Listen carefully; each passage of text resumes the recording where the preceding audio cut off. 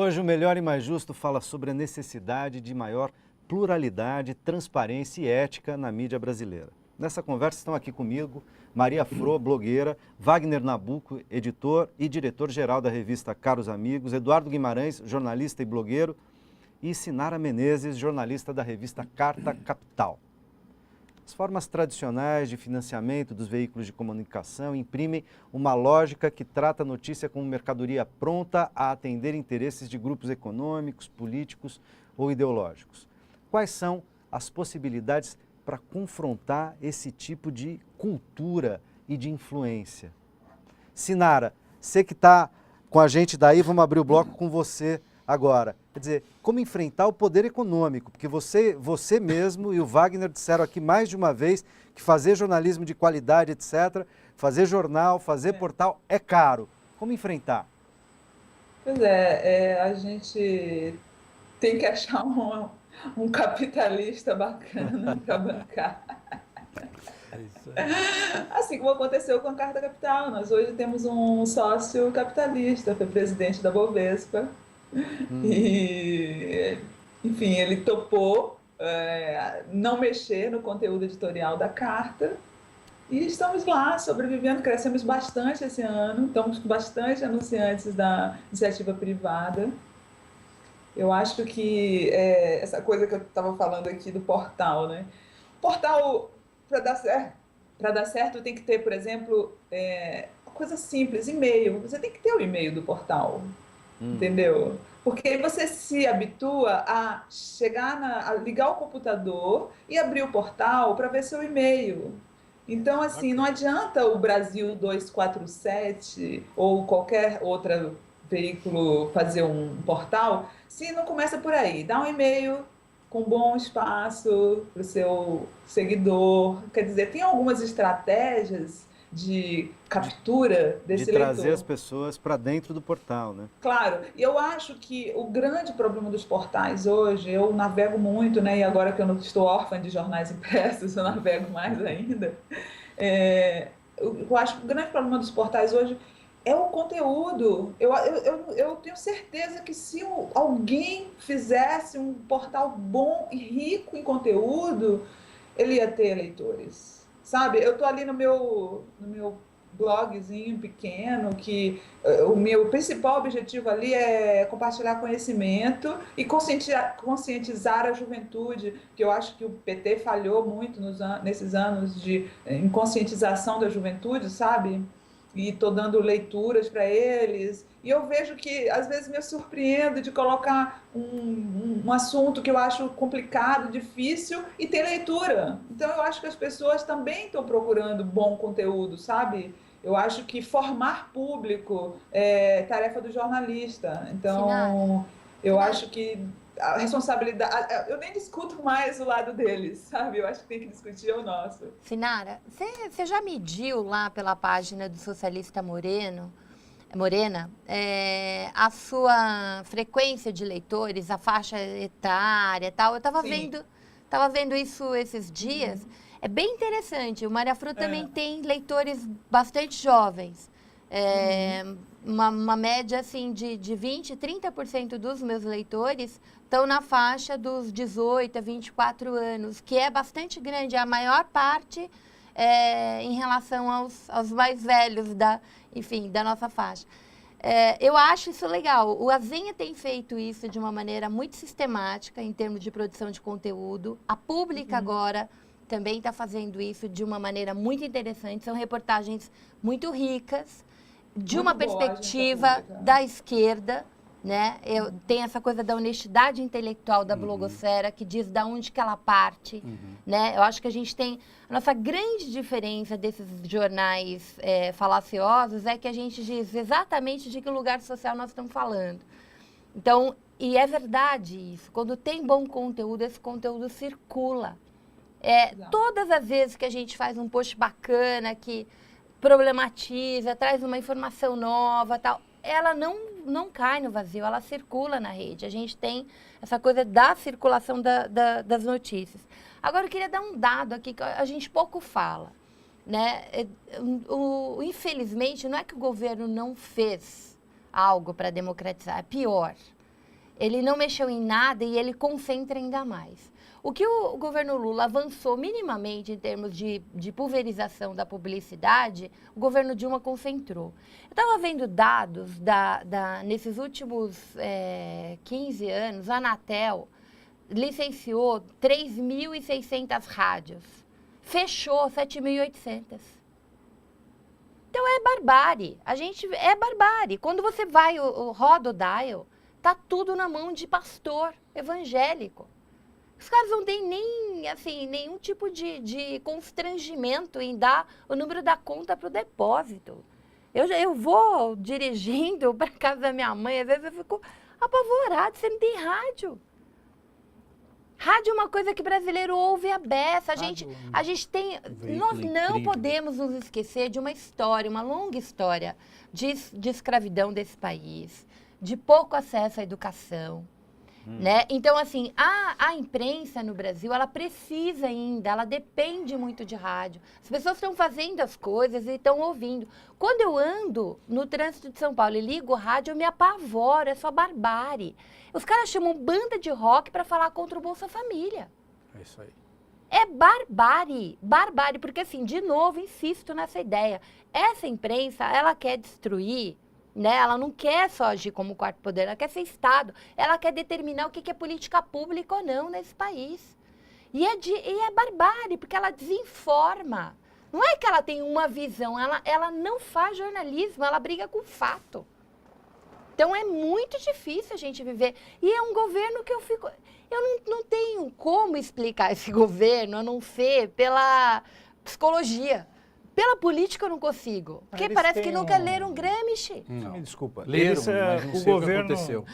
O governo Dilma, na questão da regulação da comunicação, eles argumentam, esses argumentos a gente já teve contato, a própria Maria Fro, Wagner devem saber disso, com o fato de que, primeiro, o Congresso é conservador, muitos políticos, muitos congressistas, eles são donos de veículos de mídia, então não passaria uma lei da mídia.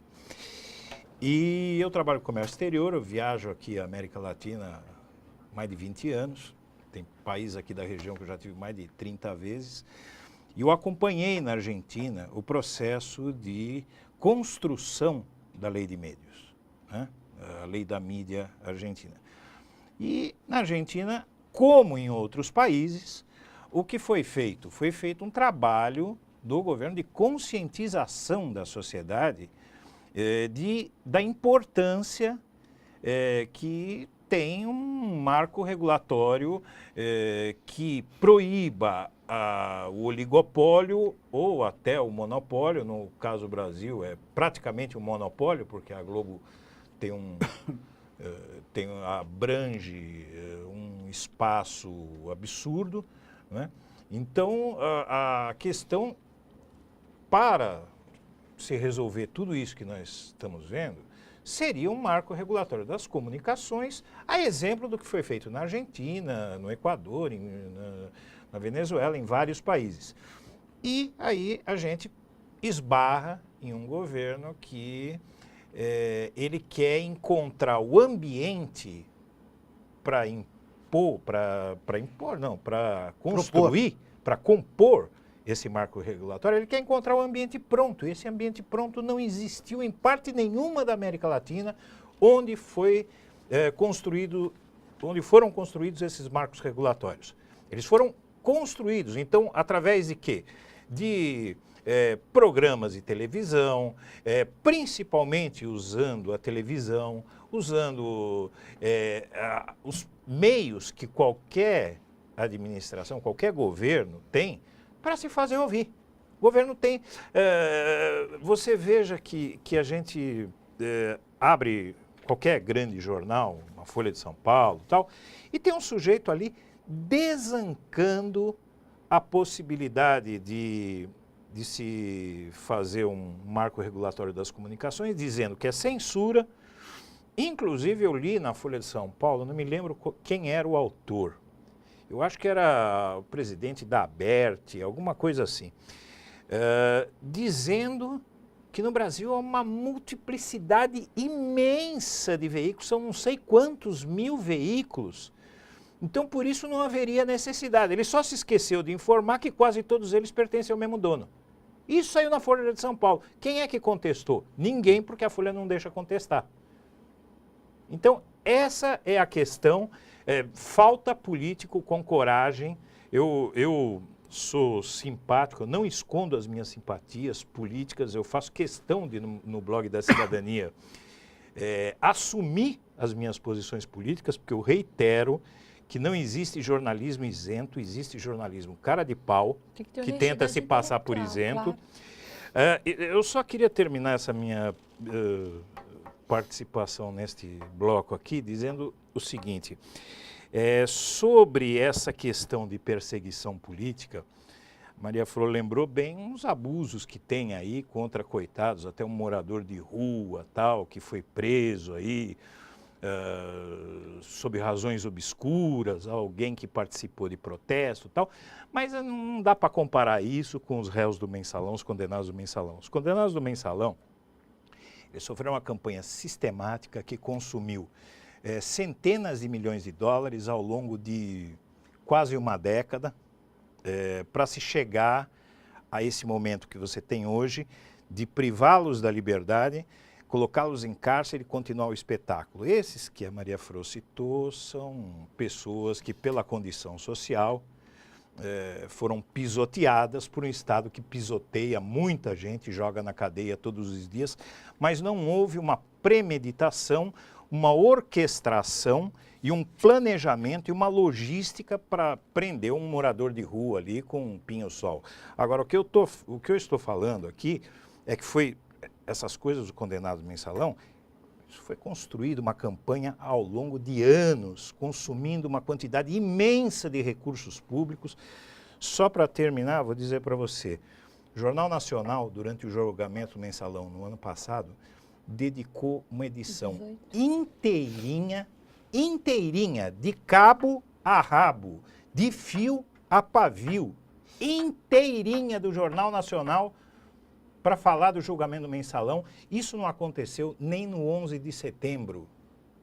Então, aí eu passo... Wagner. Só um pouquinho, isso diz muito, de qualquer maneira, sobre nós também, né? Eles foram presos durante manifestação política, condenados com formação de quadrilha, pessoas que nem se conheciam. Então, assim, como é que a gente está lidando com a questão eles são presos políticos nesse sentido. Eles não foram presos em qualquer situação, entendeu? São, né? Ambos são, em níveis diferentes, mas são. E eu acho importante a gente ter isso claro, porque, assim, essa é uma das coisas que nos mostram, nós vivemos numa sociedade tão injusta nesse sentido, tão conservadora, onde a justiça só serve aos interesses de classe, né, e da classe dominante, que até nisso José Disseu, Genuíno e companhia vão pagar, porque é a ideia moralista de que político foi para a cadeia, né, como se eles fossem políticos corruptos, enfim. Então, pelo menos foram tratados como, pela primeira vez, políticos. Então, até nisso é barbárie, né? Até nisso a gente acaba endossando um discurso conservador por causa da grande injustiça que nós temos, né, em termos de judiciário nesse país. E da cultura e do poder brasileira. De repressão. Deixa eu ouvir o Wagner, senão ele não vai falar nesse bloco, que a gente já está acabando. Então, Nesse bloco é o último. Pois eu queria pegar duas coisas aqui. Uma é a questão do enfrentamento desse domínio ideológico que é em linha direta um herdeiro do Capitão do Mato. Quer dizer, nós temos 350 anos de escravidão, não vai ser fácil mudar isso, né? Isso está refletido na imprensa que faz parte do lado de lá, faz parte das classes dominantes, das elites predadoras do Brasil, extremamente cruéis, né? Muito bem. De outro lado, é verdade que um enfrentamento constitucional para uma regulação da mídia é uma batalha difícil.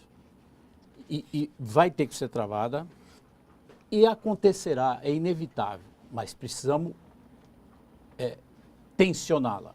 Agora, tem coisas práticas imediatas que são infraconstitucionais, que são normas, e tem uma coisa mais imediata ainda, que é a aplicação da verba de publicidade ou da verba de promoção. Quer dizer, no ano de 2012, e vai fechar 2013 com isso, o governo federal, estou falando a SECOM, seja a administração direta ou a indireta, ou as autarquias ou os estatais com controle da União, investiu algo como 1,7 bilhões de reais.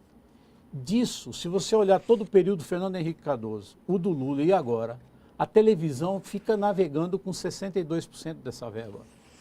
Isso não mudou. Aí, mesmo quando houve quando Franklin implantou uma medida de distribuir melhor, que é um argumento que Franklin Martins, ex-ministro ex-ministro da SECOM. E com muita resistência dos grandes veículos e das agências de publicidade. Porque para a agência, ela não quer ficar faturando... É o BV, né? Ela não quer ficar mandando um monte de fatura lá para o rádio. O cara não sabe, inclusive, nem como processar a PI, o pedido de inserção, não sabe emitir a nota fiscal. A agência resiste, ela quer mandar concentradinho. Ela, em vez de ter 10 negros na publicidade, vai ter 2 na contabilidade, na administração, ela quer ter 1. Se ela pudesse faturar tudo de uma vez só, numa fatura só, ela é melhor. E a questão do BV, que é o bônus de bonificação de volume. Wagner, eu vou ter que te interromper, porque estão me avisando que nosso tempo já estourou bastante, aliás.